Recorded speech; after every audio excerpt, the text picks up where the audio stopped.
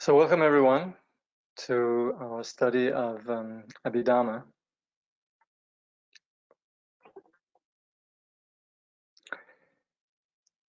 Yazoo.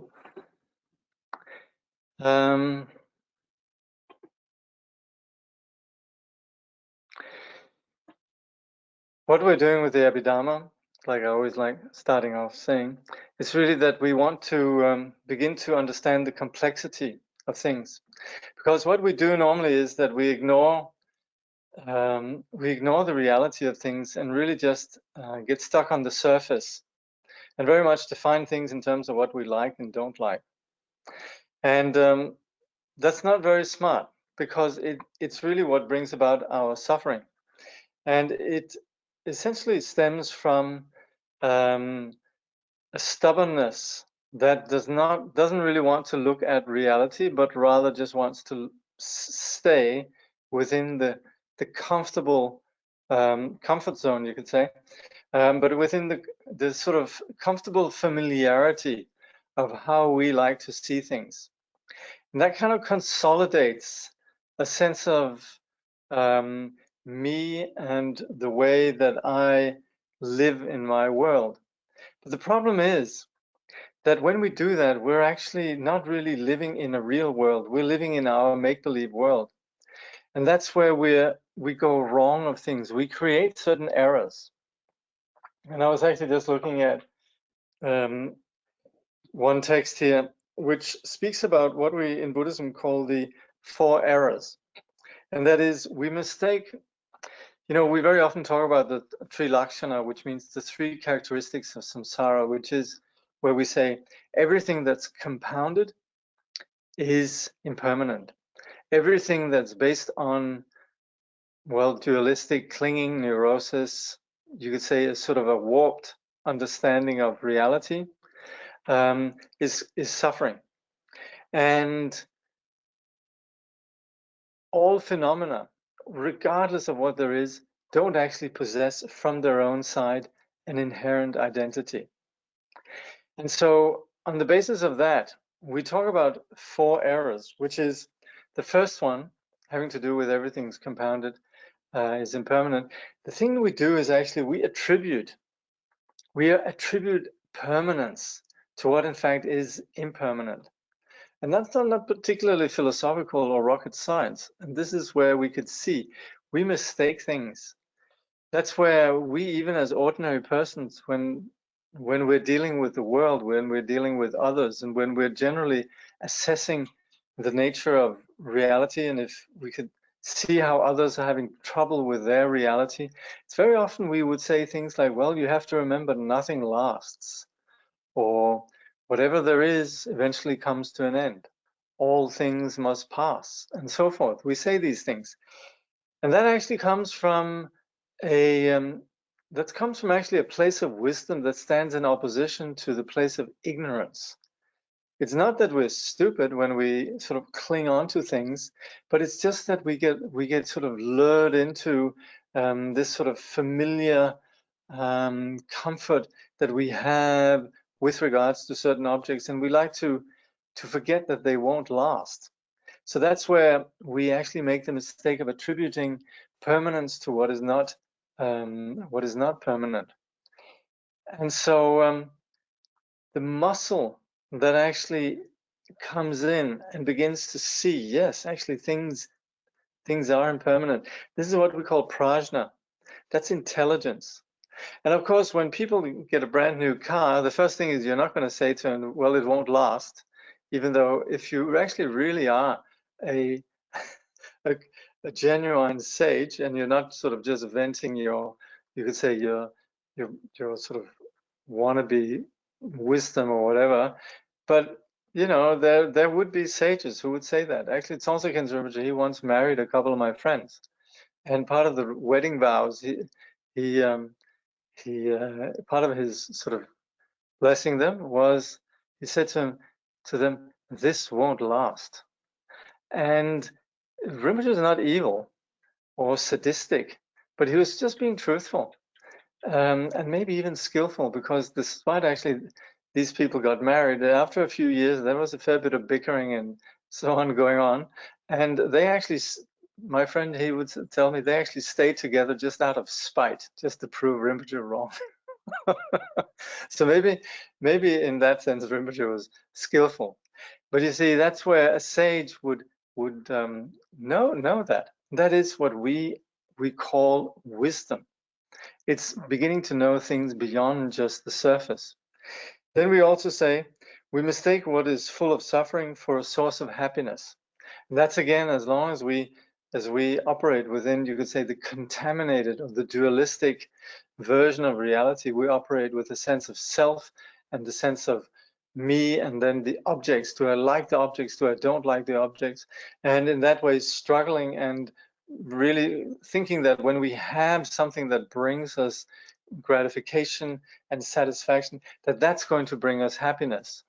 And that's where we're wrong, actually, because what's actually taking place is that it's merely in relation to us and what we like and dislike, that this phenomenon is labeled cause of happiness. And very often what is a cause of happiness is really just a cause of frustration when it doesn't last, and maybe it's not even something that's particularly good for us. It's just from the point of view of what's immediately gratifying. So that's where this deluded perception of self then operates with a very narrow vision of what brings happiness and so forth. So that's again where we're mistaking. And then we would say that we mistake what is a self.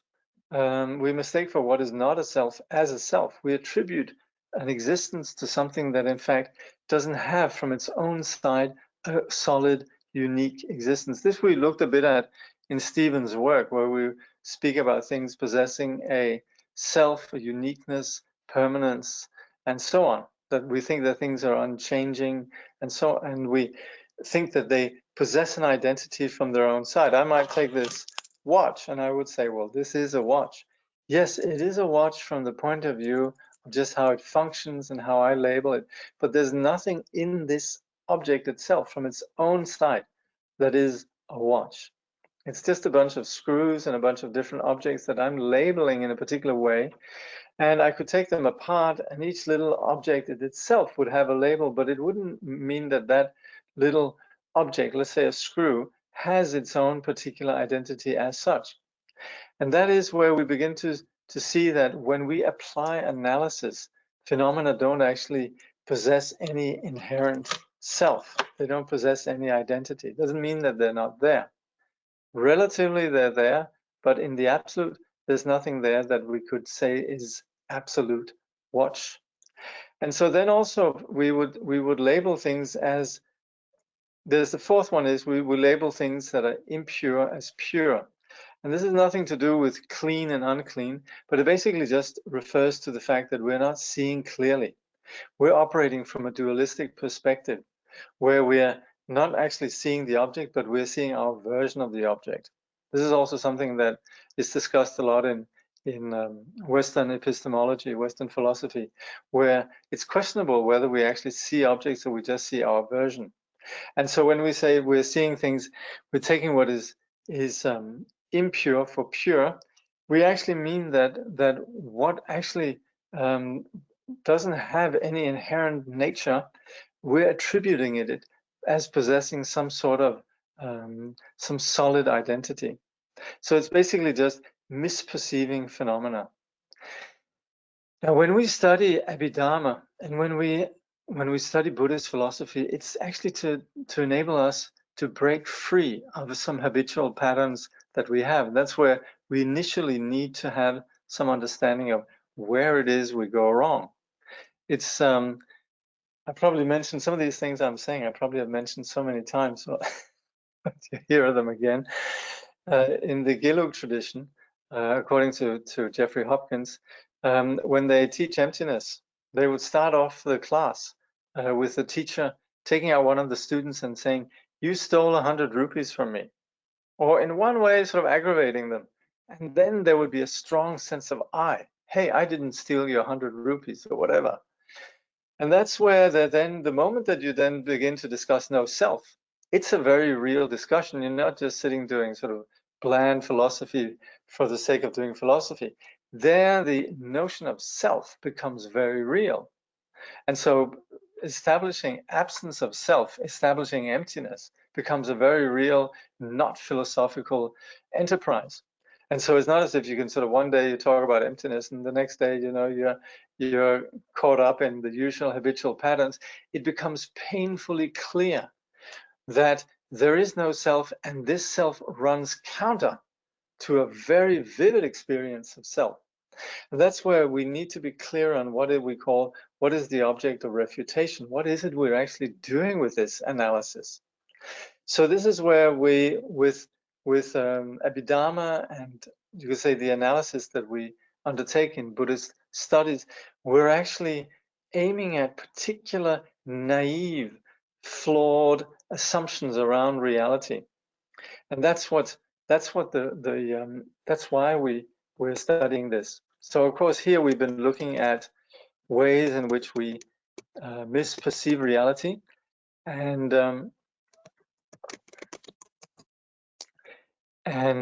we are doing this on the basis of this analysis of what we call the skandhas, ayatanas, and dhatus. So I hope you've been doing your homework and you're familiar with this schema that we're looking at here. And so far, we've been approaching this in terms of what we call the 6 channels. So the 6 channels are then the the 6 channels are essentially what we can see here. Here under the 18 dhatus, we have what Steven refers to as a hexamodal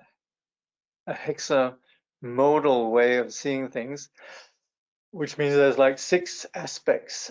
And these 6 channels, these 6 ways that we experience things, are essentially the familiar 5 senses plus the mind. So if we look over on the left hand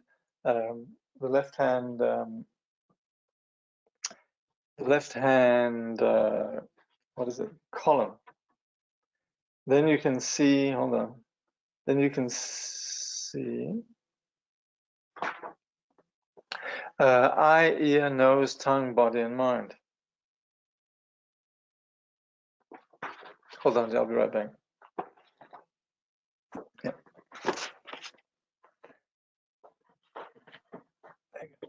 Okay. So this is how we interact with our perceptions. So we have on the one hand, we have the faculties, right, the organ, but we have a bit more than that. When we're experiencing a perception, it's on the basis of then an object, right? So we have, as an object of eye, we have then forms. Yeah, we look out, we see tables, chairs, houses, people, and so on, right? Likewise, also with ear, with nose, with tongue, and body. Then we have these various objects. And then we also have then mind, which are the thoughts that we have. And of course, when we generally talk about the 5 senses, we're thinking that we're touching on reality in the sense of this is what there is. But of course, mind, and particularly in Buddhism, mind is seen as very important. So to understand the way that our experience is put together in terms of our perception, then it's to begin to understand how these are composites, that these experiences are composites on the basis of an organ, an object, and also what emerges from that, consciousness. This is very helpful for us to begin to see that a so-called perception of a reality is very much contingent on this operation, and that, so you could say, the interplay between subject and object. And that's where this analysis begins to enable us to see the complexity of our experience.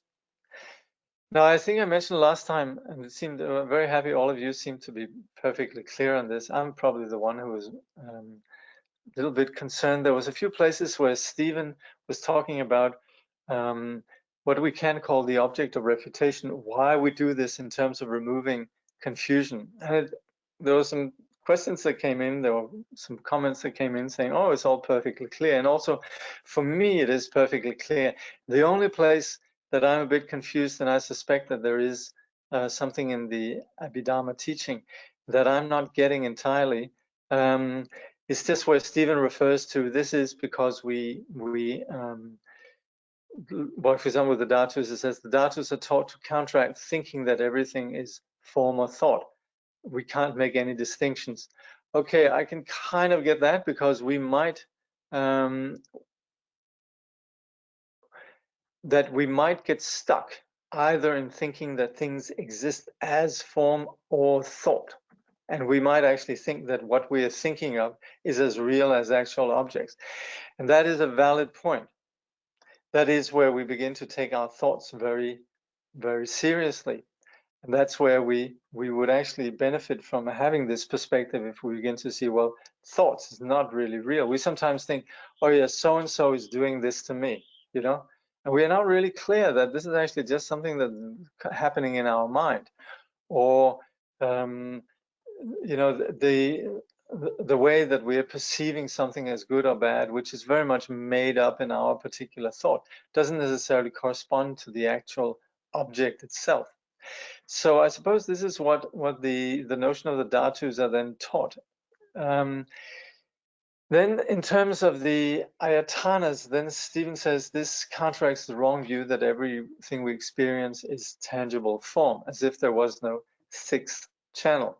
Again, I'm not entirely clear what this means, but he does make a really a point that's quite clear to me, which is, of course, the problem with materialism, where we actually think that everything that we have is material. And that's the general notion of what we call material monism, where we simply see everything in terms of just being neurons, and like Steven is saying, that all thoughts we have are macromolecular dances. So everything we think, feel, or hope is seen in terms of replaceable molecules, and that is a very prevalent view. It's not at all unanimously agreed upon within the community of neuroscience, but it is what sort of filters down into the popular imagination of how science understands what we experience. So while it's not really science, it very much is what comes down to the sort of the average population in terms of thinking that everything that we experience is really just something that happens in our brain, and mind is equated with the brain and so forth. So in that sense, there's definitely something that needs to be refuted on that account. But still, I don't really understand entirely how that necessarily works with the ayatanas. See, so what we would refer to when we talk about ayatanas is essentially the 12 ayatanas are then basically the foundations for our experience, which are then the two first rows here, the organs and the objects. And as you can see, the 18 dhatus then comprise of the additional conscious experiences. So in one way, this is very simple, just a little bit of subtlety in terms of how this is understood in terms of what we call object of refutation, what it is, the mistakes, or what it is that we're counteracting with these particular approaches.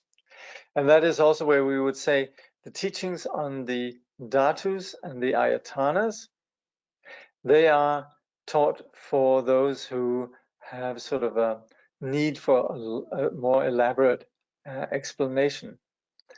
Now we're going to look at the third category, which are then the skandhas. And so skandhas, probably many of you would be familiar with, because particularly in Vajrayana context, this is how we very often understand, or not just in Vajrayana context, but this is very often how we understand then the experience of self, which is where we say there's an I, right? But then again, as soon as we apply this muscle of analysis, this whole thing just falls to the ground immediately, because we see that as soon as you apply analysis, then the solidity that appears is no longer there. We see that things are constructs.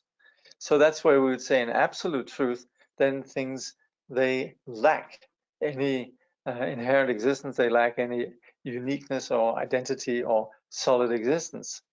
At the same time, relatively, they appear as, you could say, functional. If somebody else says Jakob, I'll raise my hand and say, yes, I'm here. And so that's relative truth. But of course, where sages and ordinary sentient beings differ is that the sage understands that this label is really just a relative truth.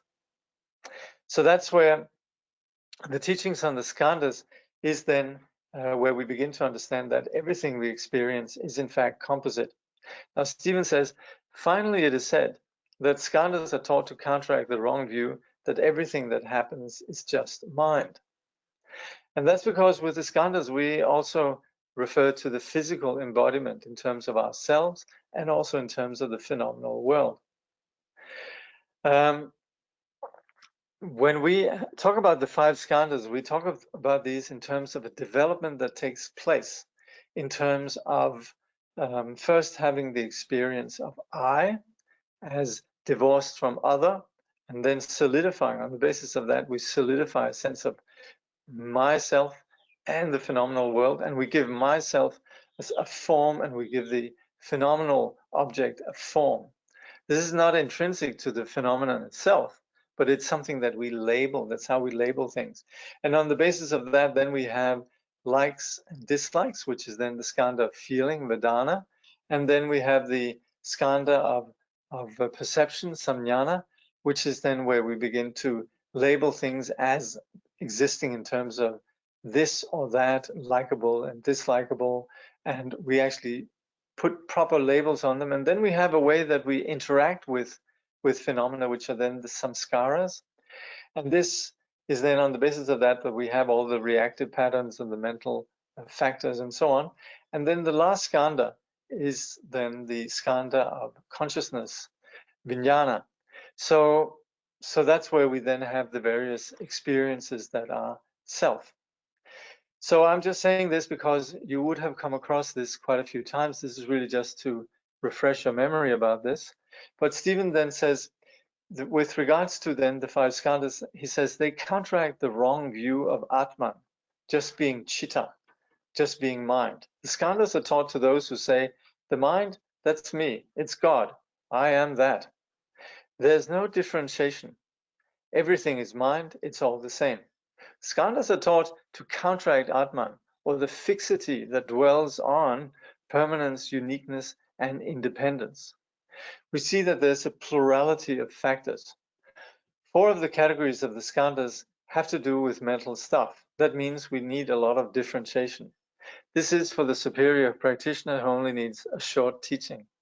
So of course, this is plenty of food for thought, and there's lots of material of discussion in here.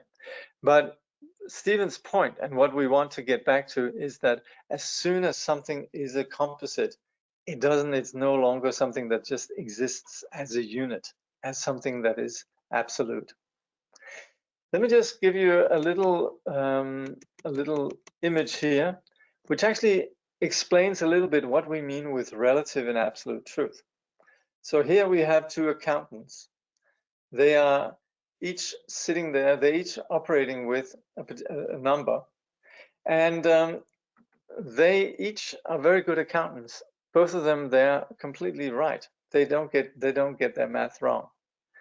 So as they sit and work, they come out with the right conclusions and so on.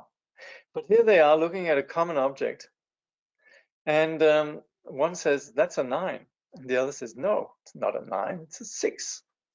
Are you blind? And so now the point of this is only too obvious, but the thing is, they're both right. right? I don't think anybody would deny that they're both right. They're looking at the same object. Whoever's saying 9 is right from their point of view. Whoever says 6 is right from their point of view. If we look at the same person, somebody might say, this is my partner, and somebody else says, this is my dad. And they're both wrong. I mean, they're both right. But the thing is, that's a relative truth. The guy who's saying, this is my dad, is completely right. But the object itself is not a dad. It's just labeled as dad relative to that person who's saying that. The person who says, this is my partner, there's nothing in that object that is ultimately partner. It's just that from relative to that person, this is called partner. Now, that's what we call relative truth, because it's true. It would be absolutely wrong if the kid said, that's my partner, and the partner said, that's my dad, right? So we talk about relative truth as being relative to whatever is taking place. Now, the object that's lying there on the ground between these two, which is one is called 9 and the other called 6, does that have an intrinsic value as being either 9 or 6? No, it does not. It is empty of any intrinsic identity as being either 6 or 9. It does not lend itself to being 6 or 9. That absence of what we call intrinsic existence and so forth, this is what we call emptiness. This absence is what we call absolute truth. Doesn't mean the 6 goes away. When we say absolute truth is emptiness, it does not mean that all of a sudden, whoop, there's no more object that's lying between these two accountants. That's not the point. The point with emptiness is to understand that that object lying there, which is perceived in various ways, is empty of having allegiance to one way or the other. It's empty of intrinsic inherent existence. Now, this is really important. This is not just sophistry or philosophy for its own sake, because that is where wars begin. That is where disagreements begin, because we attribute some solidity. We attribute some truth to something that in fact doesn't have. It's even a piece of gold just lying there in nature. It's just a piece of gold. Then somebody comes along and says, oh my God, that's worth, $30,000 or whatever. And so on. This is just, again, where we would say that's entirely just according to a relative schema of how we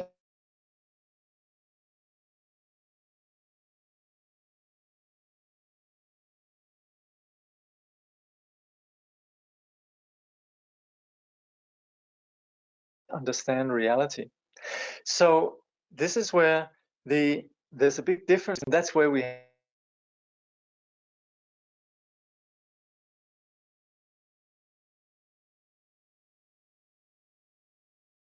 hear about uptightness. He used to sort of, how do you say, catch his students when they were uptight. Fixity, essentially fixation, or basically it's a practice of ignorance. And what the Buddha wanted to do was get persons out of this condition of attributing something as being absolute. That's the point of emptiness. That's the point of anatman. That's the point of wisdom. So it's the free from suffering. It's not about trying to find something we can hold on to. It's very often the spiritual journey is seen in terms of, oh, here I could find an ultimate resting place, an ultimate something I can hold on to. But that's just not the nature of reality. So we'd be doing nobody a favor by promoting some sort of absolute thing that we could hold on to. Rather, we're unveiling that phenomena don't possess anything about them in and of themselves that has any ultimate reality. And that's where we apply analysis. And when we look at these two guys that are arguing over the 6 and the 9, it's thanks to analysis that we can see that object on the ground doesn't actually possess either. But we could be partial, and we might like the guy to the right, and we might say, yeah, I'm with you. Hey, yeah, that's a 9. And we stand next to him and say, yep, that's a 9. And and so on. And that's where, again, where rigidity and so on and wars begin. So Steven says, how does this tight pattern call Atman, this fixity or tightness, my working definition, work as it flows out along the 6 channels of seeing, hearing, smelling, tasting, touching, and other, meaning mind. How does this sense of a self or this tightness work as we experience things according to our habits of sensory and mental awareness? How does that play out? Now, I'd just like to say, as far as Atman goes, I'd like to say, yes, we could see it in terms of a refutation of the points of view of Vedanta and so forth, but actually the Buddhists wouldn't get very far with that, because when we in the Vedanta talk about Atman, we're talking about very often what in fact the Buddhists are defining as Buddha nature. So we needn't necessarily begin to sort of construe some sort of conflict between Vedanta and Buddhism at this point. We'd be missing the point. There are some subtle differences, yes, but at this point, we are talking about Atman as we're using it in the Buddhist context. Just like in Mahayana, we talk about Hinayana or Shravakayana. There are no external traditions that actually answer to that name, but we use it in terms of a Buddhist term that understands particular categories. So here, when we're talking about Atman, we're talking about this as a Buddhist term for something. So those who are following the Vedanta shouldn't be offended that we're, you could say, essentially refuting Atman or finding fault in the notion of Atman. We're not talking about, this is not at that, you could say, level of subtlety. So when we look at this tightness, how does it work in terms of these channels, the way that we experience sensory perception and mental awareness? So Steven says it works in 72 specific energy-packed ways. Okay, Steven has a bit of a predilection for quantum physics and physics in general. So of course we talk about quantum packets and so forth. So this is really just to understand that they operate in terms of 72 modes of, you could say, manifestation or elements. He says, if you're interested in a full, complete teaching on this tendency towards permanence, uniqueness, and autonomy, that is, this fixity, and if you want to know how it actually works, not on a surface level, but on the molecular, atomic, and subatomic level, you need the Abhidharma definition of absolute truth. The technical definition of the absolute truth, according to the Abhidharma kosha, is anything that remains after there has been a thorough smashing and analysis of everything, physically and mentally. So this smashing is like using a super collider to smash an atom. It is applying discernment of the correct view of not self that smashes all fixity. Now this super collider here, which is quite simply just analysis, we would say, not necessarily only in the Abhidharma kosha, but also in the general Mahayana, we would say nothing resists what we call absolute analysis. This means if we look at that 6 and 9, absolute analysis is when we go in and say, is there anything in that which is either 6 or 9? No, there's not. But that takes somebody who is actually willing to extract themselves from standing on the right side or the left side, and actually is willing to apply absolute analysis. Relative analysis, that's just saying, oh yeah, it could be 6, it could be 9. But absolute analysis is where we say it doesn't actually lend itself to either.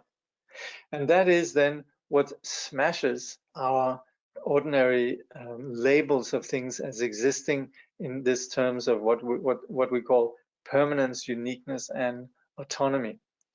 So that's where, according to the Abhidharma kosha and the philosophical movement that we call the Vibhashika and Sautrantika, which we still call substantialist schools, we would say when we break something down, then we actually come down to atoms. They operate with what atom, which means actually indivisible. And the same also then in the Abhidharma, we talk about indivisible moments of consciousness or not indivisible, but dulchan, which means subtle particles that can no longer be divided.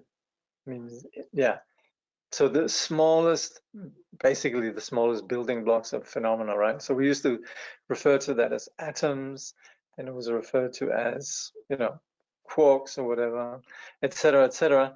But what we essentially are, what the Abhidharma operates with is a sense that there is a basic bottom line that is absolutely true, and that is this undividable or indivisible particle, and also undividable moments of consciousness.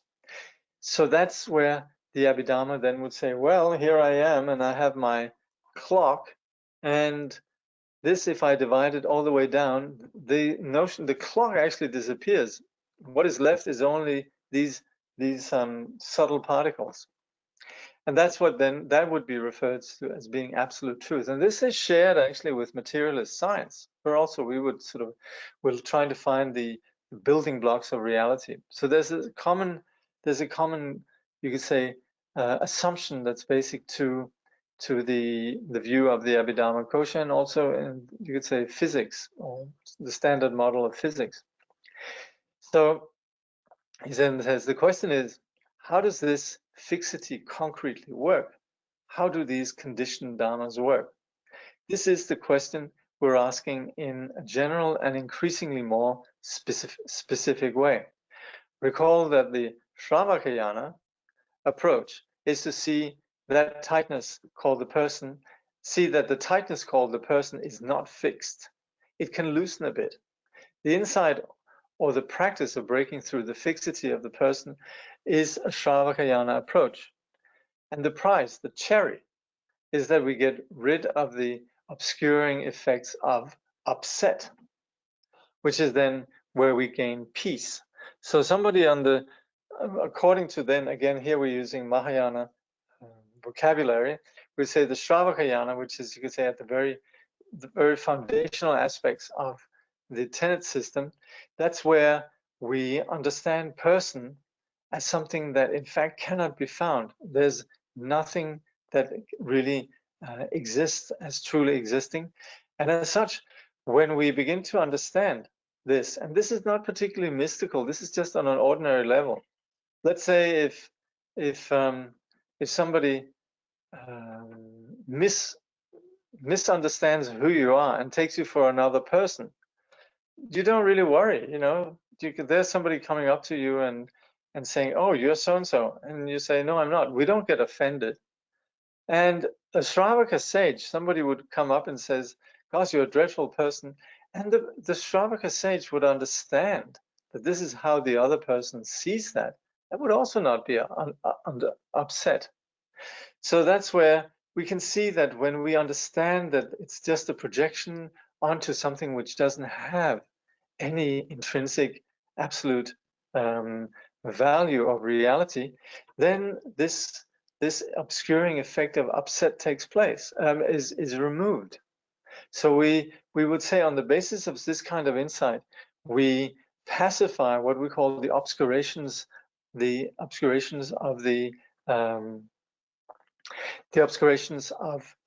klesha, the obscurations of the emotional obscurations, the klesha obscurations. So that's where somebody who really knows this begins to find peace. And that's where there's a profound quality then of a far greater vision, a far greater experience of bliss and well-being. So this is the method then in the Shravakayana approach, is to begin to understand this lack of reality. Steven then says, what do the Abhidharma traditions say is the actual condition of being human if this fixity is not the true picture? This fixity, this self, is a generalization, an abstraction, or distortion, a surface presentation. So that's where this fixity of self is just like, it's so true that there's a 6 or there's a 9. For sure, that's fine. I am Jakob for all practical purposes. Steven continues, the term that is used for characterizing living beings from the Abhidharma point of view is that we in our world is a streaming, samtana. Everything is a stream, a continuous flow of cooperating factors. And this, of course, also we have in Heraclitus, who would say, you know, or rather, we would identify how a river is, for example, we would label it the Charles River or the Wilson River or whatever, and there we would say then, okay, this river is just a stream, and yet we would also understand, like Heraclitus says, I cannot step in the same river twice. We would understand that on a relative level, there is this river, but on the absolute level, there is nothing that's the same. And that's why we would say there's a continuous flow of cooperating factors, this continual flow of just changing conditions, and that's what we are.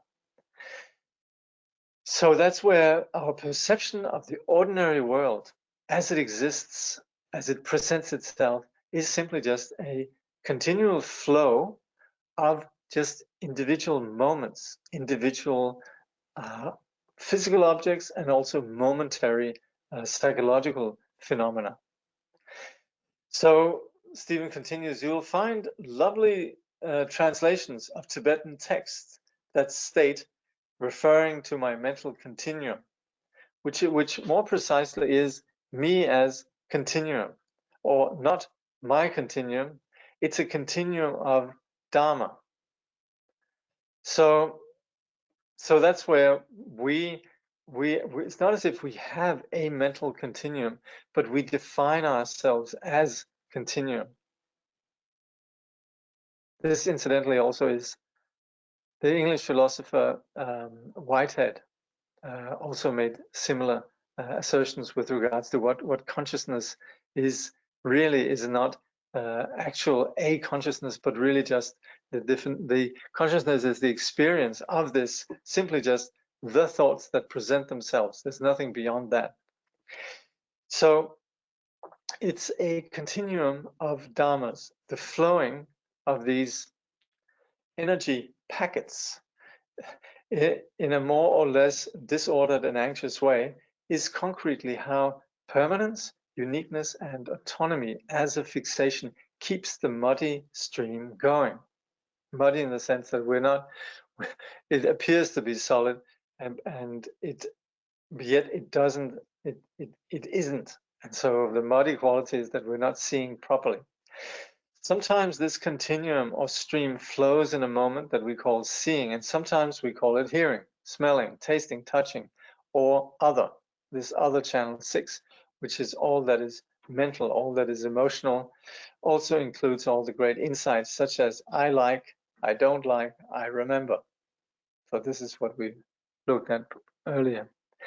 In fact, this continuum does not always consist of the same number of dharmas. According to the Abhidharma, the number of energy packets flowing at any time defines where, that is, in which realm we are.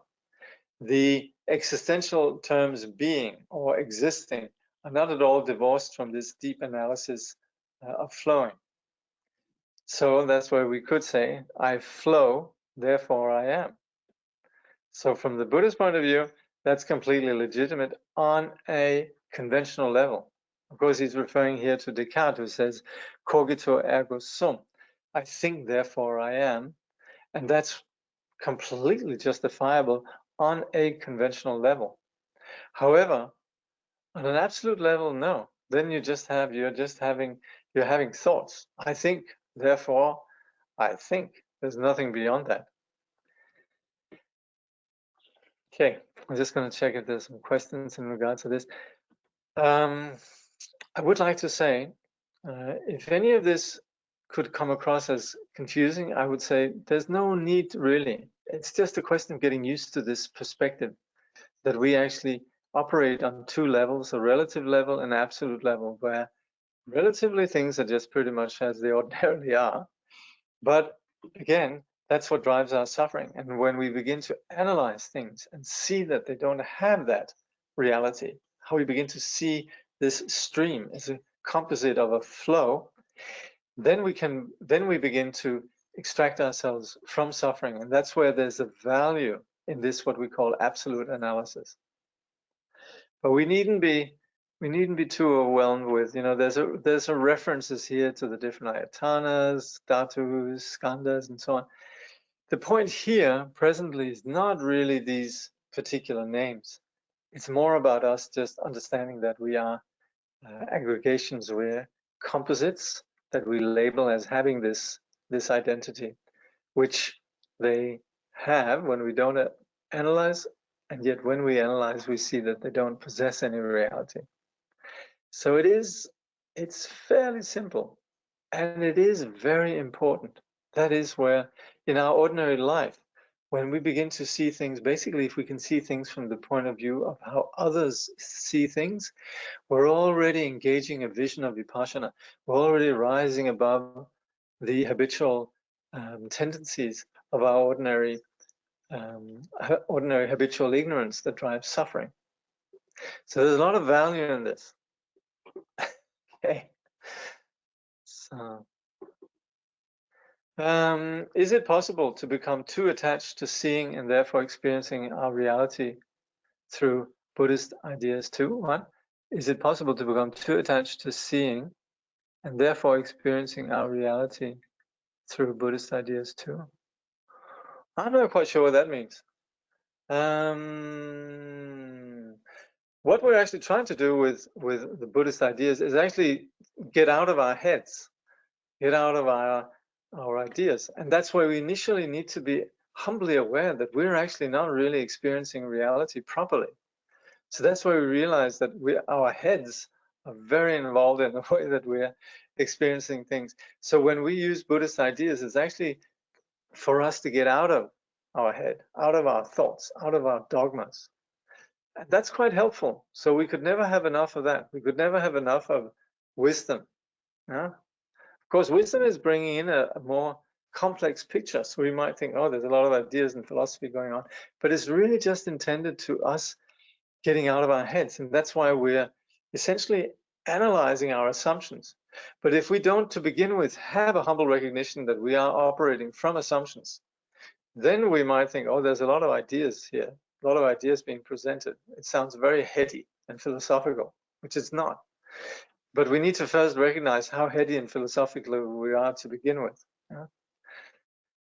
Is this indivisible? Yes, that's the word. Is this indivisible particle or indivisible moment of consciousness the cognitive obscuration? Yes. To attribute from the Mahayana point of view, Mahavipassana point of view, yes. To still attribute solidity to the indivisible particle or moment of consciousness, this is a cognitive obscuration. That's right. The particle could never be indivisible because no matter what particle you have, however subtle it might be, it would still have parts. It would always stand in relation, and everything that we identify in this phenomenal world stands in relation, and hence does not possess an indestructible absolute. And failing to see that, we might believe there are indivisible particles, there are individual moments of consciousness. So that's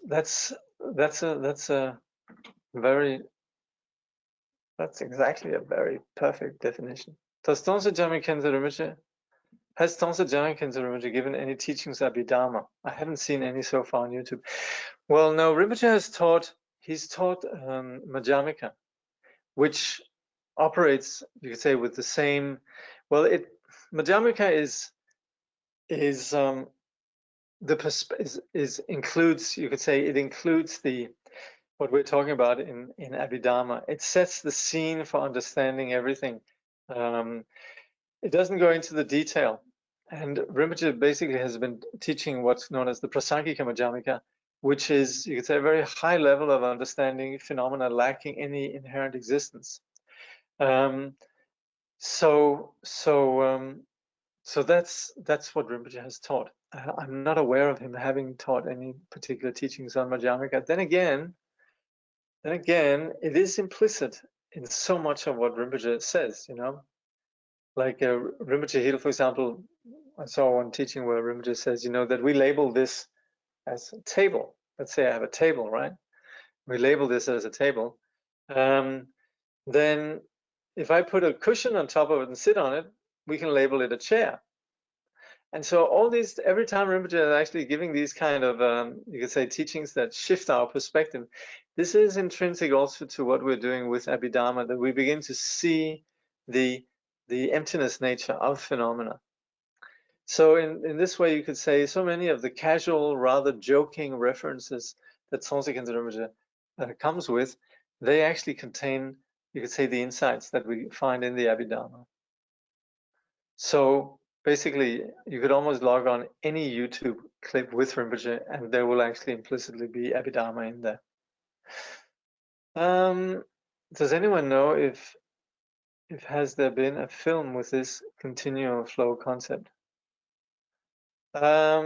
Yeah, there probably would be, and there would be a lot of, there are various schools of thought that of course are onto this, but they don't necessarily operate with the same objective, which is developing prajna. So of course the notion of the like I was saying, Heraclitus, the pre-Socratic philosopher, he would say, I don't step in the same river twice, understanding that there's a river, relative truth, and it's not the same at any given time, absolute truth. So you have this down through the history of both Western philosophy and also in the philosophies of the Asian wisdom traditions. So there's again, like I was saying with the YouTube clips about Songtse Khyentse Rinpoche, something that we find many places.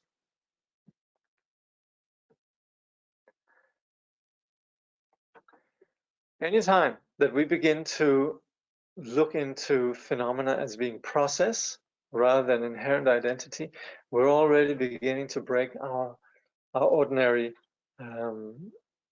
obscurations, particularly the klesha obscurations.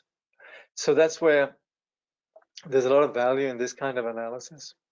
If we take it to the what we call absolute analysis, this is then where we begin to break free of concepts of any given phenomena having any reality whatsoever.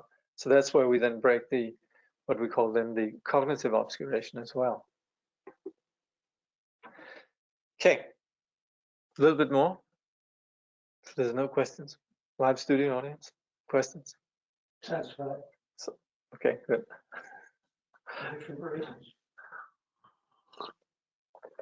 I'm sure there will be some objections at one point. I hope so. Anyway,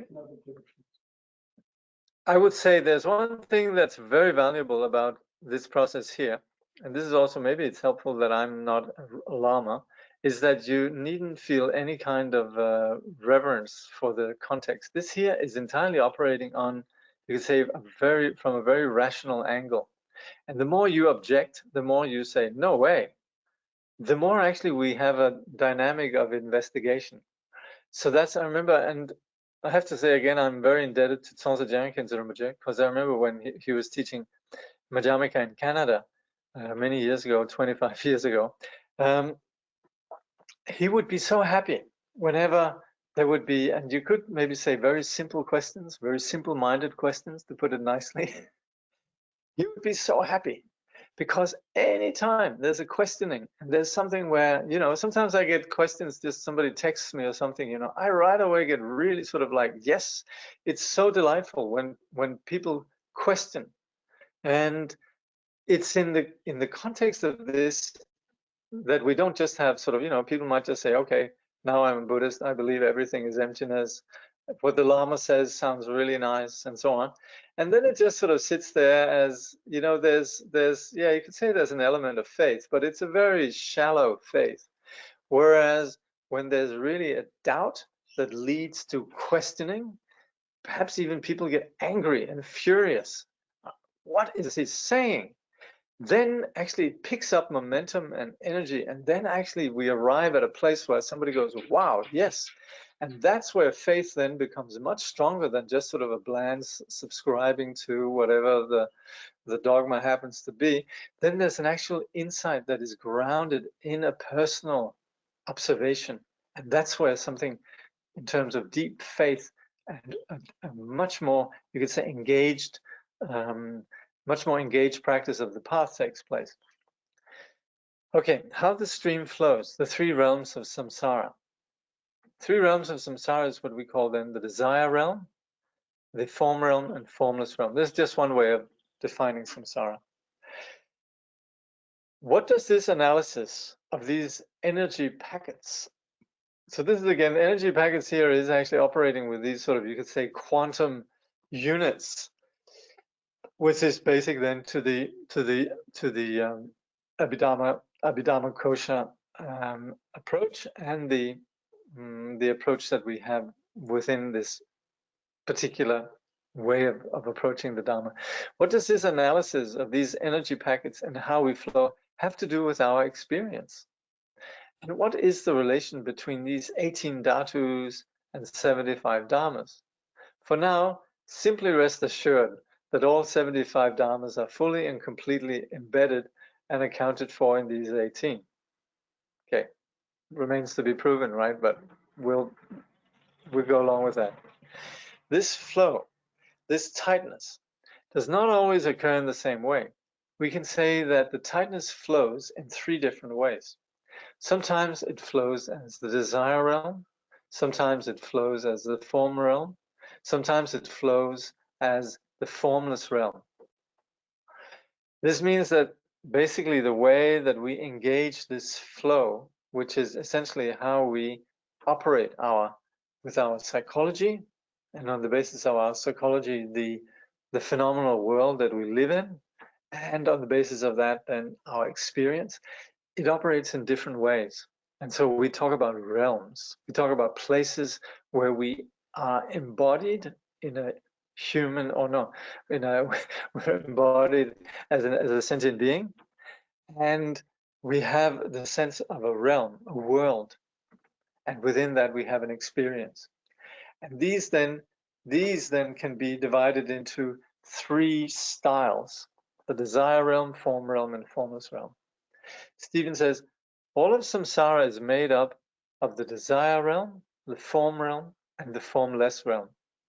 This is a teaching not only known in the Shravakayana traditions, but all the traditions of Buddhism. This teaching of these three aspects of worldliness, the triple world of samsara, is another way of responding to the question of how this tightness, this anxiety flows. The good news is that since there are different ways in which the stream flows, that means we can change. And in fact, we do. Okay, on that note. Then we'll go through these realms next time. But again, the point really here is to begin to understand how the way that we fixate then drives our experience. So again, this is very much about us identifying our tightness and understanding where does this tightness come from, what can be done about it, and particularly actually the last line here where Steven says this means we can change, and in fact we do, is really what opens us up, knowing that we're not stuck in one particular way or another. Okay.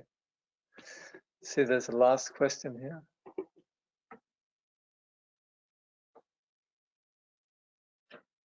Someone says, I disagree. It's both a 6 and a 9.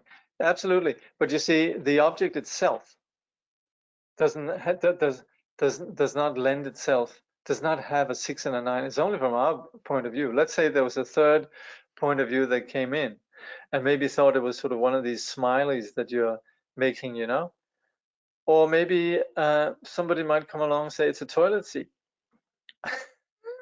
So, you know, and a bird might think it's a place to build a nest, and somebody might think it's a Swiss cheese. So, you know. So the object itself, this is the important thing really, the object itself from its own side doesn't have allegiance to any inherent, I mean, you could say then phenomena can be everything. Fair enough. But just understand that it doesn't have from its own side any particular notion of being a 6 or a 9 or a toilet seat, yeah? Someone asking, what about animal, preta, asura, etc.? Are they all desire realm? Well, they are actually. We'll look at that next time, but they are. The form and formless realms, they're then what we call God realms. Yeah. Yeah, it'll be explained. Okay. Are there different realms for awakened ones? No, actually, awakened realms. No, that's actually, and we might get confused because sometimes we hear about pure realms or Buddha fields and all of that. But no, that's actually the freedom from any realm, freedom from any of these obscurations.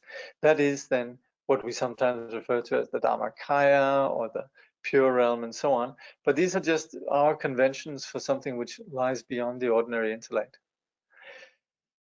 We do, of course, talk about, you could say, the reality of an enlightened individual, and so we talk about the qualities of enlightenment, but we wouldn't refer to these as realms, yeah, and we wouldn't think of it in terms of how we ordinarily understand location and so on. The awakened one's experience lies beyond time and space altogether, and any kind of dualistic fixation. So. Okay, we'll dedicate the merit. Sansa Jankinson often mentions that we also need to give up our Buddhism. Was wondering if we could trick ourselves easily into thinking we understand impermanence and thinking we understand emptiness. Yeah, absolutely. Absolutely.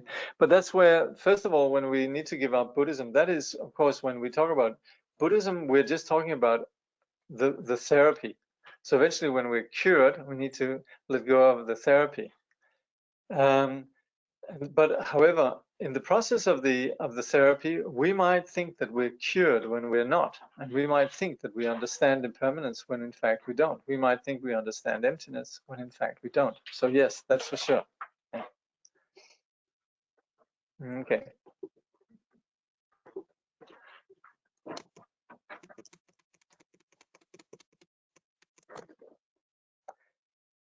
By this merit, may all attain omniscience, may defeat the enemy wrongdoing. From the stormy waves of birth, old age, sickness, and death, from the ocean of samsara, may all beings be freed.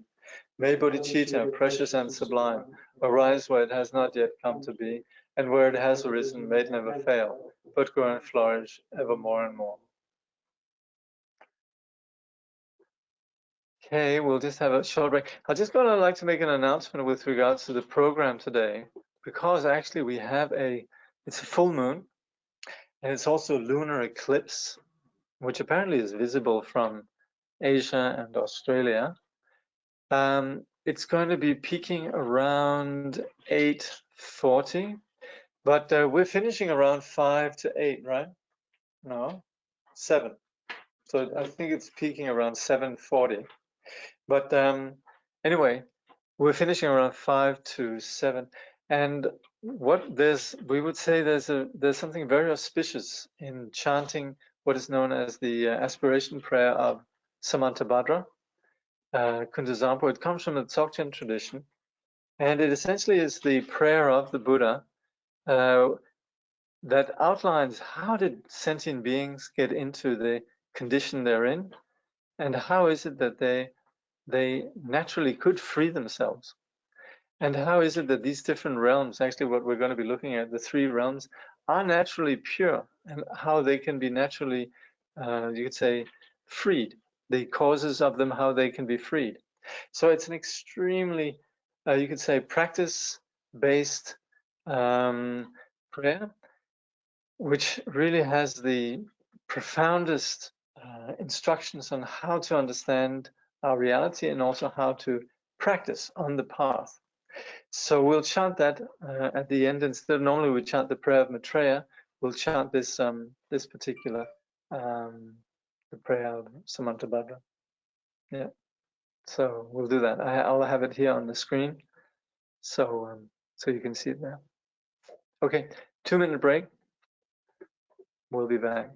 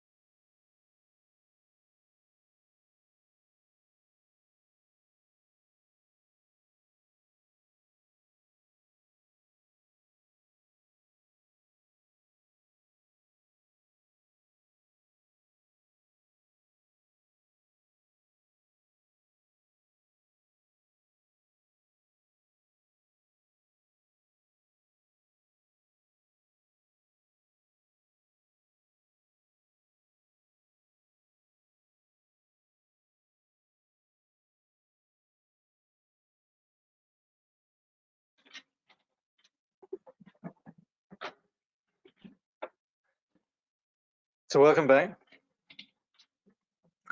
Oh yes, there was a misinformation before. It's peaking at 8:42 here in Australia. So yeah, the moon.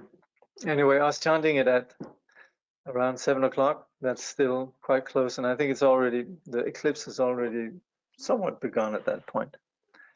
Anyway, to do it just on the day of the eclipse is very auspicious. So just a little bit about Buddhist meditation. Now, we've just been looking at the Abhidharma, and we very often come across things in Buddhism that counters the way that we ordinarily see things. And the reason is the way that we ordinarily see things in terms of what's it for me, what's good for me, what's bad for me, and essentially operating from a very small place of just our own comfort zone, perpetuates a practice of this ignorant experience of solidifying self, solidifying the object. And when we're studying something like the Abhidharma, we begin to see the futility of this. It's not like we're being morally said it's bad, we should be peaceful and all of that. We just see actually that there's no basis for it.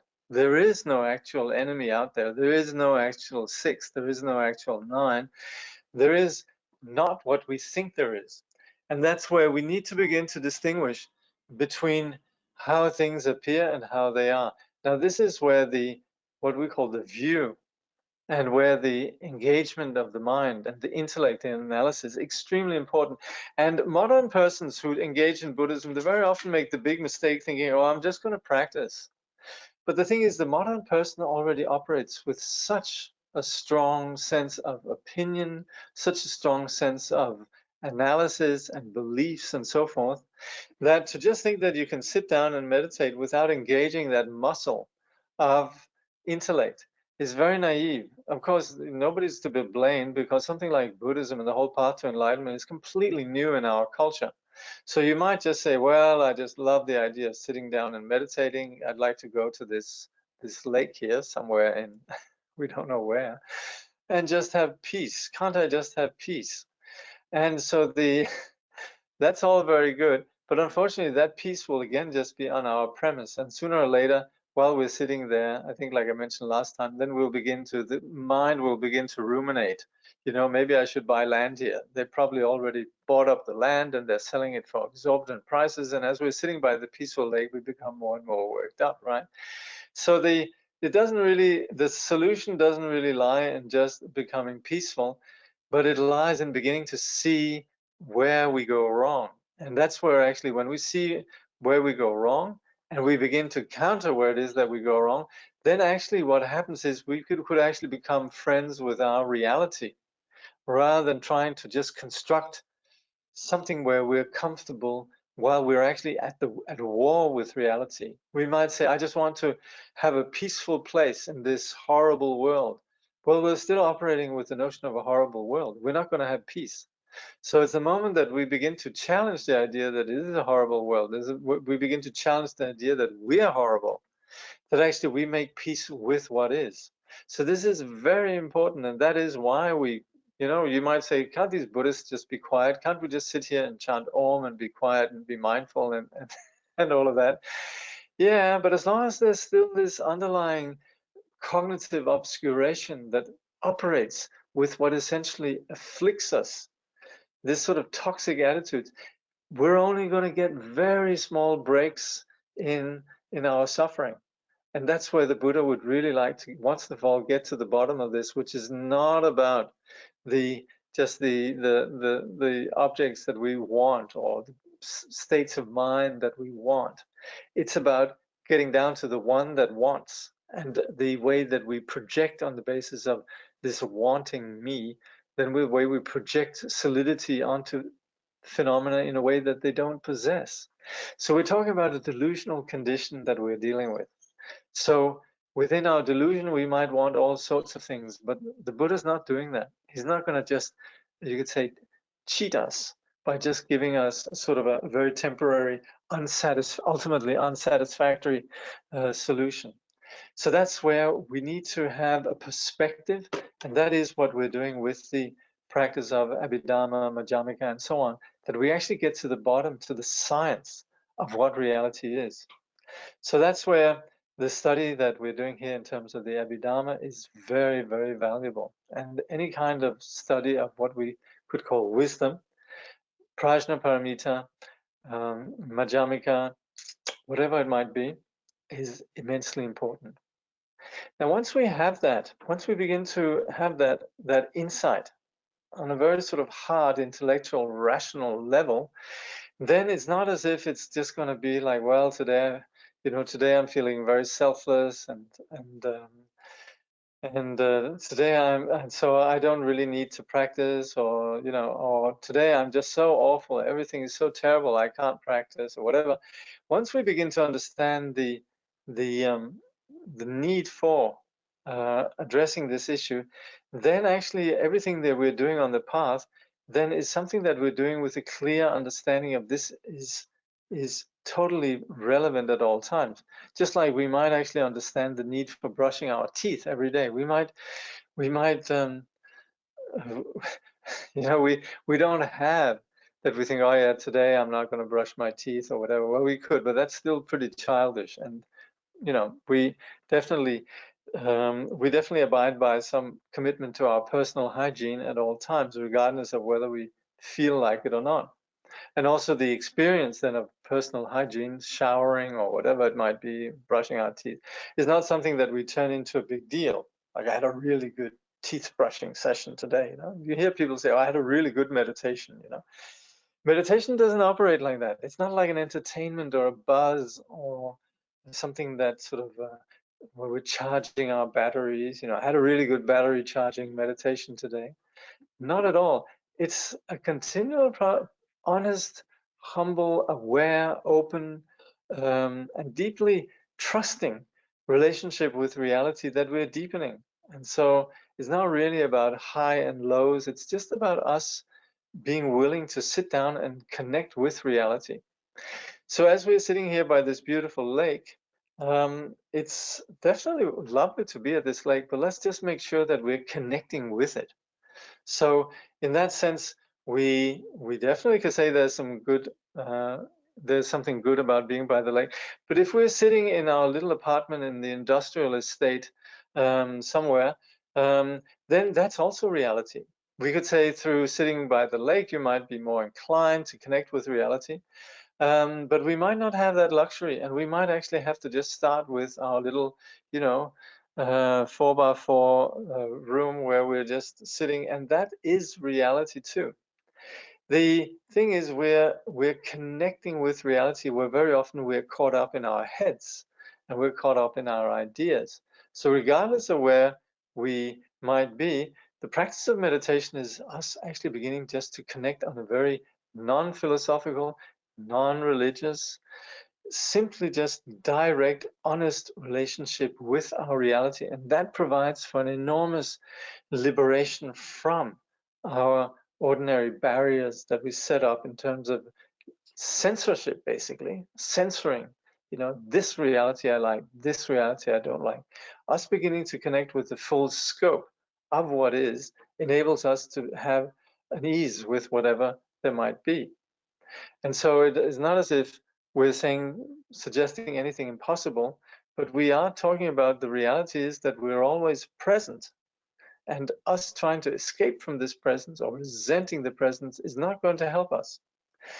And the moment that we begin to be relaxed and open-minded, some of these realities that we might actually abhor or resent or have a difficult time with, we begin to actually see through this apparent solidity of being something we dislike. So at the end of the day, it is all about what we bring to our experience. And that's where meditation operates at the very level of the bios or the very basis of our being. So in that sense, then meditation is coming back to a very honest and open place. And if we have some prior understanding on the basis of what we call the view, that's helpful. But basically what we do with meditation then is begin to let go and train ourselves in letting go of our ordinary distracted, absent state. We begin to actually be here. Some of us grew up in an era where one of the great Bibles was Ram Dass's "Be Here Now." And at one point, such statements really just become empty cliches unless there's an actual experience. So be here now, it sounds great, but we actually need to do it. And that's where there's an element of discipline, there's an element of us actually knowing what we're doing, not just having a sort of a high of being sort of inspired. So the method for practicing meditation in the Buddhist context is essentially to come back to being in a condition of not being distracted, being here. And we do that with very real and very effective methodology of just coming back to our breath. So this is where Steven was mentioning various ways we can come back. We can come back to an external object through, I think he calls it channel 1 form, right? Or some of the other channels. But essentially, the point, regardless of what it might be, is that it's something that's non-conceptual. It's something that is our breath. It's an object. It can be a flower. It can be a Buddha image. It can even be a visualized Buddha image like we have in the practice that we do here. But the bottom line is that it's just something that takes us out of our ordinary ruminating mind. So that's where mindfulness is established on the basis of having an object that we relate to. So that's where we come out of our heads. It's not about our thoughts. It's not about our philosophical speculations and so on. It's actually just about coming back to being fully present. So we do this on the basis of establishing a framework of physical calm, sitting. And this is because we're less distracted when we're sitting. We would want to definitely integrate our ordinary experience with this wider perspective that we gain through meditation. But we initially have to have some degree of what we call shamatha, calm abiding, for that to actually become a reality. So sitting practice is really the red thread that runs throughout the entire practice of the Buddhist path. It's not an end in itself, but it is the preeminent method. So and certainly in terms of the general gradual path. So we take a posture. We could sit on a chair, we can sit on the ground. Main thing is really we have a straight spine. We take the shoulders a little bit back, take the chin a little bit in, we lower the gaze, we relax the jaw. We have hands on the knees or in our lap. And then we sit with a commitment to not moving.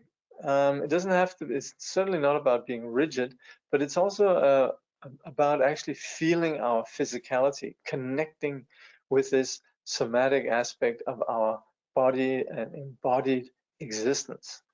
And this is something where the body is not something we reject or want to get out of. It's something that actually is the skillful means for us actually achieving groundedness, psychological grounding. So that's where the posture is the first aspect. The second aspect is then the way that we focus the mind in terms of what we could call the object of mindfulness, which is the breath. And that's where, as we're sitting here, we come back to the breath. There's a little bit of a subtle methodology that we apply, which is based on the Samadhi Raj Sutra and also the pith instructions from the Mahamudra and Dzogchen traditions, which is that we particularly go with the outflow. We go with the breath that exits and mingles with the field, the space outside. And that's where we then focus as the breath exits from our nostrils. We're aware of it, not to the extent that we necessarily go into a trance, but just that we're aware of the breath as it goes out. Just like if we're having a conversation with somebody in a busy place, we're aware of what's happening around, but we're also just attentive to the person we're talking to. So we're aware of the out-breath. And then we relax. We let the in-breath happen, and again, we're attentive to the out-breath. So that's the second aspect. The third aspect has to do with the mind, and the way that we actually train ourselves in not being entangled in what comes up in the mind. We actually don't care what comes up in the mind. Trungpa Rinpoche uses the acronym for this approach of not worrying about what happens in the mind as CCL, couldn't care less. You might be imagining that you're having a fantastic meal, amazing sex, that you're about to murder somebody, that you're having a brilliant business scheme. Whatever arises, we actually just let it be. We acknowledge what's happening in the mind, but at the same time, we are not getting absorbed by this, and we're not getting entangled in this. And the way that we do this is simply just labeling whatever arises, whatever psychological material arises, as just thinking. And so we don't have a preferences. And this is very important because unless we actually train ourselves in this, we're always going to be driven by our psychological conditions.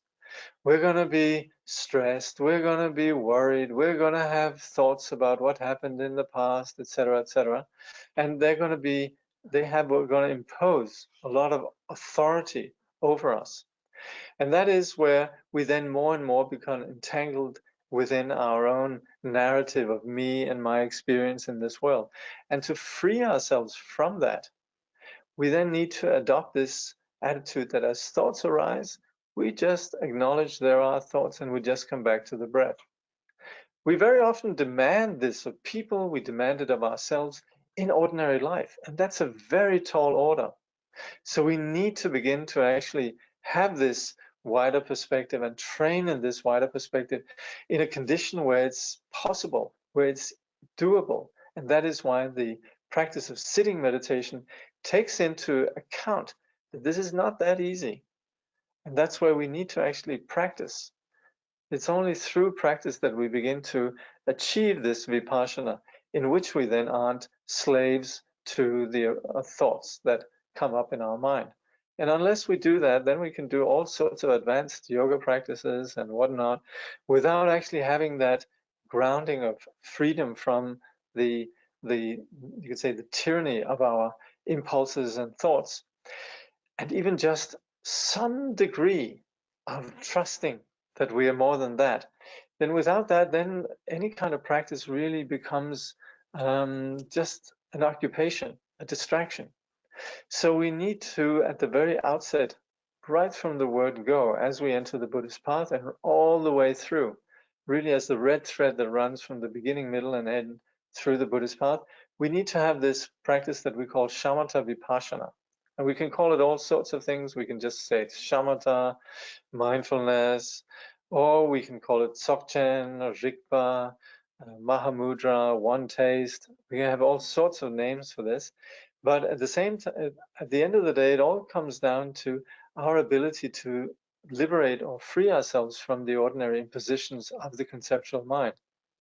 So that's why it's so important that we have this physical structure of the body. We have the focus on the breath, and we then have the attitude that whatever arises in the mind, we're aware of it. We're not trying to strategize, get away from it in any way. We just label it thoughts. There are thoughts. They might persist, they might not, but we're actually we remain what we call in equanimity.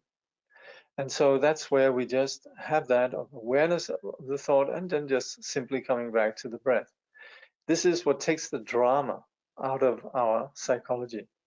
And taking the drama out of our psychology opens us up to the colors and the textures of the world. It means that we begin to take off our shades of self-involvement and our bubble of self-absorption, and begin to actually open up to a wider perspective that sees beyond just ourselves. Now, this is how the general practice of meditation operates. What is particularly helpful then is also the presence of the teacher. Many of us might have met the Dalai Lama or some great Buddhist teacher, and we know that thinking of the Buddha or thinking about the teacher is actually something that clears away ordinary concepts. So that's where this practice of bhakti, or this practice of devotion, actually is something that really enables us to dissolve this ordinary addiction to our habitual patterns and habitual narratives, ruminations, and so on. So there's a dimension of blessing that takes place, a wider perspective that comes from this inspiration of the presence of someone who is free. So that's where, in the context of our meditation practice, we begin with this invoking the Buddha. And of course, this comes with a very devotional liturgy, really acknowledging the most beautiful quality, which is this awakened condition that is imbued with qualities like wisdom and compassion. So we chant, we visualize the Buddha.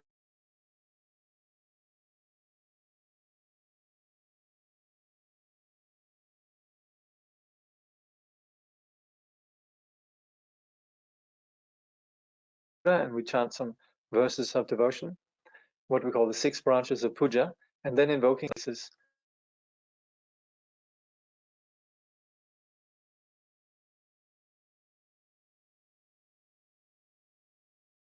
of Samantabhadra. Okay, take a 2-minute break and then we'll begin.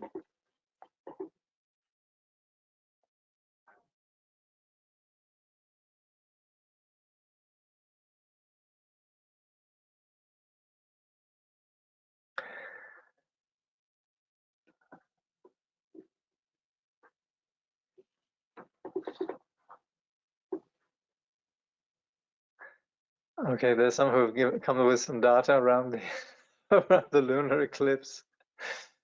So I think this is yeah, prenumbral lunar eclipse, local type prenumbral lunar eclipse in Byron Bay begins Monday the 30th November at 7:20 p.m. maximum Monday the 30th November at 8:42 and ends on Monday the 30th November at 10:53. So it's just around now. It'll begin at 7:20 anyway. Then someone is saying, this is very helpful also, I have trouble relaxing on the in-breath. As I get used to focusing on the breath, my attention to the in-breath is the same as what I do on the out-breath. Unless I get distracted, then lose my attention completely. Yes, this is quite normal. If we say that we're that we shouldn't focus on the in-breath, and naturally we will. I would not worry too much about it. I would just say that there is a value of going out with the out-breath and identifying it, fusing with space. So that's where there's a value and more expansive experience of focusing on the out-breath. And I think you'll appreciate that. And so then the in-breath, you might be aware of it, but not a worry. And essentially appreciating the value of the out-breath will probably motivate you to just be more focused on that. But anyway, don't worry too much about how the attention is. And in fact, when you have this experience of focusing on the in-breath, you can just say, here I am focusing on the in-breath. I shouldn't be focusing on the in-breath. And you realize that also is just the thought. So simply just to relinquish that fixation is very much part of the process. Okay, so like I said, we'll just take a 2-minute break. And then somebody's sending greetings from, I guess, Berlin. Thank you very much. Thank you for your kind words. All right, see you later. Happy moon eclipse. Okay, hold on. Sometimes I think I understand the meaning of emptiness. It seems so clear. Then I think I know nothing. I get discouraged, but I try to take it just another step. Well, you know, that's a good thing about having a rational understanding of emptiness. That is that we actually understand what we're doing. So we might sometimes feel that we understand it, sometimes not. But we can still understand the mistakes that we do in terms of attributing solidity. And we can begin to have some inkling on how actually settling the mind renders us less liable to get entangled in our you could say constructions of like and dislike. But this is exactly the reason why we actually need a little bit of, you could say, rational understanding, because then we just continue regardless of how we're feeling. Yeah. So sometimes we'll have some sense of incredibly spaciousness and expansive ease, and then sometimes we won't. But if we understand the value of it, we just continue. Anyway, I think that is what you're doing, so that's good. All right, did I say 2-minute break? Okay.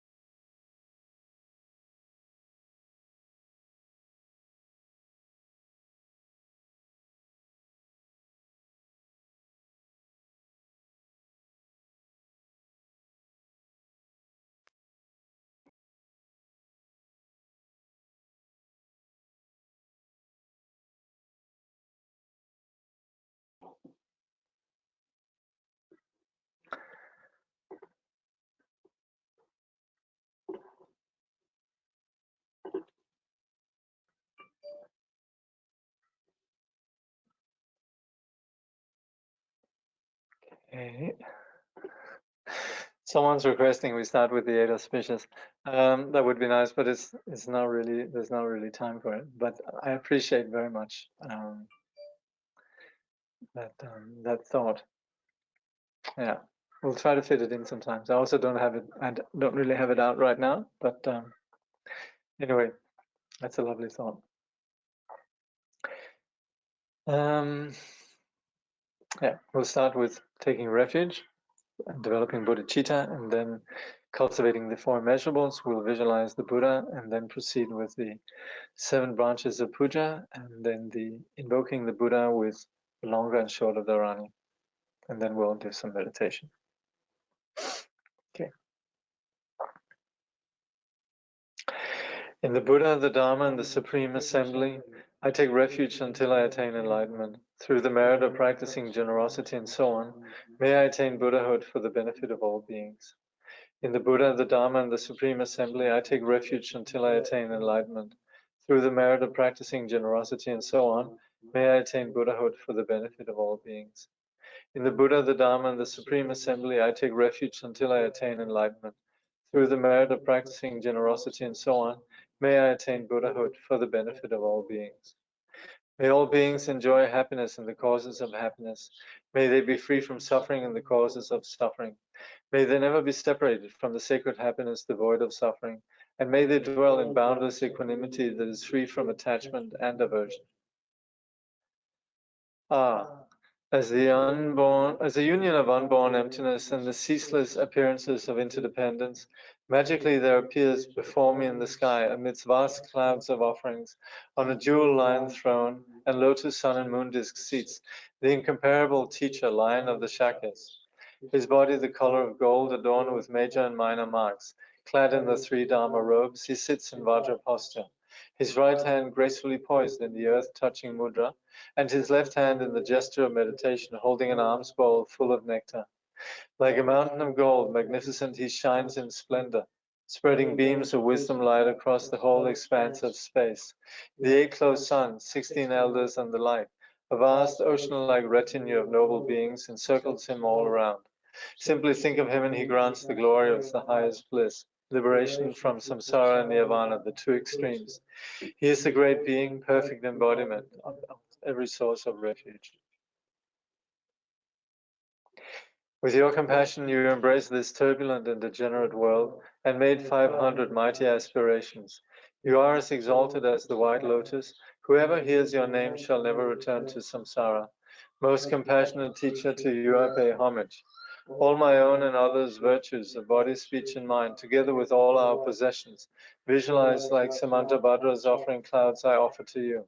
All the harmful actions and transgressions I have committed throughout beginningless time, each and every one I now confess with intense and heartfelt regret. In all virtuous actions of the noble ones and ordinary beings, accumulated throughout the past, present, and future, I rejoice. Turn the wheel of the profound and vast Dharma teachings ceaselessly and in every direction, I pray. Your body is like space and remains changeless throughout past, present, and future. Yet in the perception of those to be guided, you go through the display of birth and death. Even so, let your form body continue always to appear. Through all the virtues I have accumulated in the past, and accumulating now, and will accumulate in the future, for the sake of benefiting all beings who are as infinite as space, may you, the sovereign of Dharma, be forever pleased, and may all attain the state of the victorious one, the Lord of Dharma. Living beings like us, adrift in this degenerate age, have no guidance nor protection. Because of your kindness, caring for us with surpassing compassion, every manifestation in this world now of the three jewels is your enlightened activity. You are then our only refuge, incomparable, supreme. So from our hearts we pray with total confidence and faith. Do not neglect the great promises you made in times gone by, but hold us until we attain enlightenment with your compassion.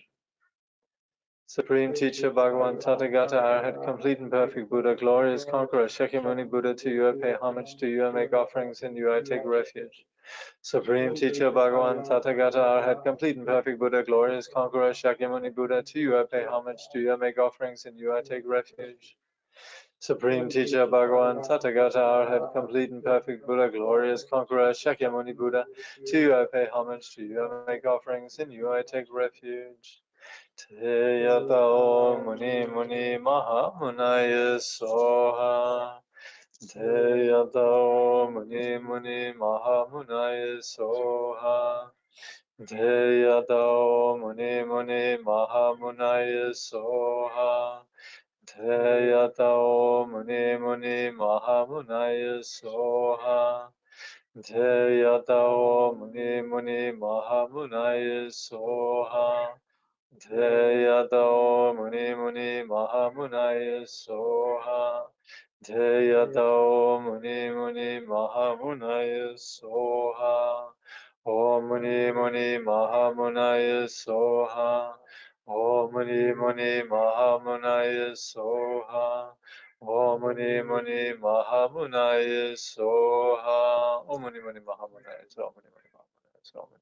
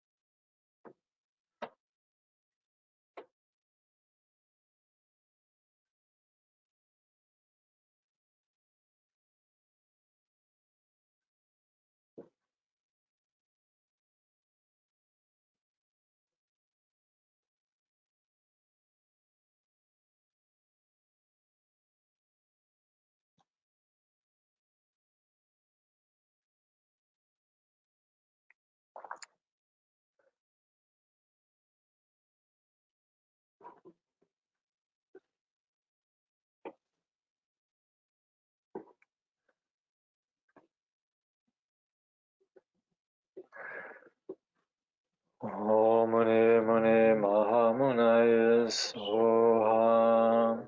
From the Buddha's body there emanates a great radiance, a multicolored rays of wisdom light, dispelling all our own and others' obscurations, and causing all the genuine qualities of the Mahayana path to arise within us, so that we attain the level of perfection from which we will never return again to samsara.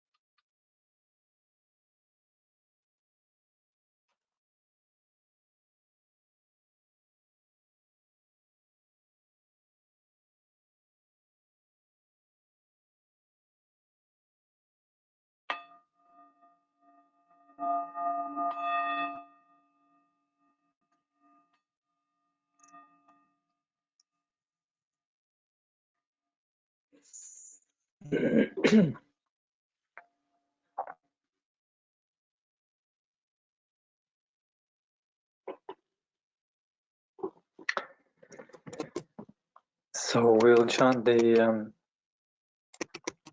aspiration prayer of Samantabhadra.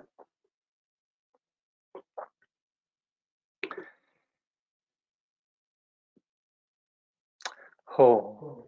Everything in samsara and nirvana that can possibly appear has a single ground, two paths and two results, the miraculous display of awareness and unawareness. Through the aspiration prayer of Samantabhadra, may all awaken in a fully perfect manner in the palace of the Dharmadhatu. The ground of all is unconditioned, the self-arising, inexpressible vast spaciousness without the names samsara or nirvana. The awareness of just this is Buddhahood. Unaware, sentient beings wander in samsara. May all beings of the three realms be aware of the reality of the inexpressible ground. I, Samantabhadra, am aware that this very reality of the ground, without causes and conditions, is self-arising within the ground, unaffected by the flaws of outer and inner, superimposition and denial, and untainted by the stains of the darkness of mindlessness. Therefore, self-appearances are not blemished by any flaws. Within self-awareness, resting in its seat, there is no fear, even if the threefold existence is destroyed, nor is there attachment to the five sense pleasures. In non-conceptual, self-arising mind, neither solid forms nor the five poisons exist. The unceasing dimension of awareness, lucidity, is of a single essence and yet displays as 5 wisdoms. The 5 original Buddha families spring forth from the maturation of these 5 wisdoms. Through wisdoms fully unfolding from that, the 42 Buddhas originate. Through the dawning of the dynamic energy of the 5 wisdoms, the 60 blood drinkers come to life. Therefore, ground awareness is never diluted. Since I am the original Buddha, through my aspiration prayer, may all sentient beings cycling through the 3 realms recognize the face of self-arising awareness and fully unfold great wisdom. My emanations form an unceasing stream, unfurling as inconceivable billions and displaying as a vast array of suitable guidance. Through my compassionate aspiration prayer, may all sentient beings cycling through the 3 realms leave the 6 kinds of existence behind. At first, since deluded sentient beings do not dawn as awareness in the ground, they are absolutely mindless and oblivious. Exactly that is the one awareness, the cause of delusion. From within that vacuous swoon, a fearful, vague cognizance stirs. From that, self and others, as well as enmity, arises. Through the gradual blossoming of latent tendencies, samsara unfolds, taking its natural course. Due to that, the 5 poisons of the afflictions flourish, and their karmas become an incessant flow. Thus, the ground of sentient beings' delusion is mindless unawareness. Hence, through this aspiration prayer of myself, the Buddha, may all recognize awareness itself. Connate unawareness is mindless, oblivious cognizance. Imaginative unawareness is the clinging to the duality of self and other. This twofold connate and imaginative unawareness is the ground of delusion of all sentient beings. Through this aspiration prayer of myself, the Buddha, may all samsaric sentient beings, darkness of dull mindlessness be dispelled, their mind of dualistic clinging be translucent, and their awareness recognize its own face. The mind of dualistic clinging is doubt. From the arising of subtle fixation, dense latent tendencies gradually unfold. Be it food, wealth, clothing, places, companions, the 5 sense pleasures, or beloved relatives, we are tormented by our attachment to what seems attractive. These are mundane delusions. The karmas of perceiver and perceived are never exhausted. When the result of clinging ripen, we are born as hungry ghosts tortured by craving. How pitiful is our hunger and thirst. Through this aspiration prayer of myself, the Buddha, may sentient beings full of attachment and clinging never cast out the torment of desire, nor welcome the craving of attachment. But may awareness take its very seat, through letting mind relax in its own state, and may discriminating wisdom be attained. A subtle mind of fear stirs around the appearance of external objects. Thus, the unfolding of hatred's latent tendencies leads to powerful enmity, beating, and killing, which the result of hatred, when the result of hatred ripen, oh, how we suffer through being boiled and burned in hell. Through this aspiration prayer, myself, the Buddha, when fierce hatred flares up in all sentient beings of the 6 realms, may it relax in its own state without adopting or rejecting. May awareness take its own seat, and may lucid wisdom be attained. Our own mind being haughty, it vies with others and puts them down. Through the arising of intense pride, we experience the suffering of fighting and struggling with others. When the results of those actions ripen, we are born as a god, experience transition and downfall. Through this aspiration prayer of myself, the Buddha, when sentient beings give rise to such haughtiness, may they let their mind relax in its own state. May awareness take its very own seat, and may the wisdom of equality be realized. Triggered by the latent tendencies of rampant dualistic clinging, the competitive mind of fighting and struggling blossoms. From the pain of praising ourselves and disparaging others, being thus reborn in the asura realm of killing and slashing, we take a deep plunge into the realms of hell. Through this aspiration prayer of myself, the Buddha, when a competitive mind, fighting and struggling dawn, may we not entertain enmity, but let it relax in its own place. May mind take its very own seat, and may the wisdom of unimpeded enlightened activity be. Mindless mindlessness, indifference, distraction, obtuseness, dullness, forgetfulness, unconsciousness, laziness, and bewilderment result in roaming as animals without any shelter. Through this aspiration prayer of myself, the Buddha, may the radiance of lucid awareness shine in the darkness of our bewildered dullness, and may non-conceptual wisdom be attained. All sentient beings of the three realms are equal to myself, the Buddha, the ground of all. But for them became the ground of mindless delusion. Right now they engage in meaningless activities with the six kinds of karma being like the delusions in a dream. I, however, am the primordial Buddha. In order to guide the six kinds of beings through emanations, through this aspiration prayer of Samantabhadra, may all sentient beings, without exception, become awakened in the Dharma Dhatu. Aho, from now on, whenever mighty yogic practitioners make this powerful aspiration prayer, within self-luminous awareness, free from delusion, all sentient beings who hear it will fully awaken within 3 lives. During solar or lunar eclipses, when clamor or earthquakes happen, at the solstices or at the turn of the year, if we let ourselves arise as Samantabhadra and recite this prayer with hearing of all, through the aspiration of us yogic practitioners, all sentient beings of the 3 realms will gradually become free from suffering and then swiftly attain Buddhahood.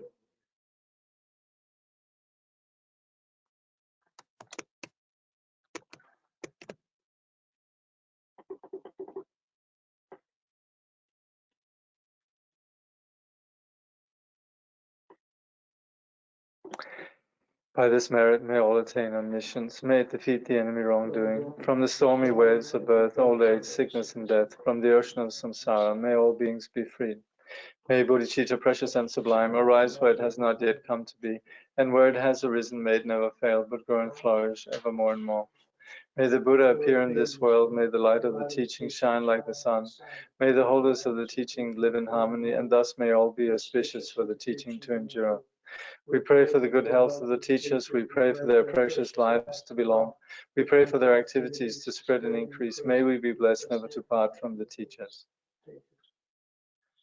Akashasya stiti yavacha jagataha stiti tavam mama stiti bhuyan Jagadughani nignata Akashasya stiti yavacha jagataha stiti Dhavan mama stiti bhuyan Jagadughani nignata Tavan mama stiti bhuyan Jagadughani nignata Dhavan mama stiti bhuyan Jagadughani nignata. As long as space remains, as long as the world remains, may I too remain to alleviate the sufferings of the world. Thank you very much. Thank you very much.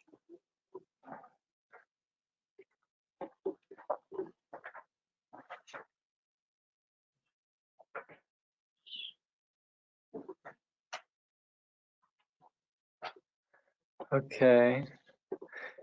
There's a few people who've typed in some long questions here. Is there a teaching on the Samantabhadra prayer by Tsongsa Khyentse Rinpoche available? There is actually. Try and go on the website. There should be something there. Okay. And then somebody's asking a question about general practice. So I would suggest maybe just send me an email and we'll take it from there. Okay, thank you very much for joining me here today, and I'll upload this prayer of Samantabhadra to the resource folder so you can access it. Okay, thank you.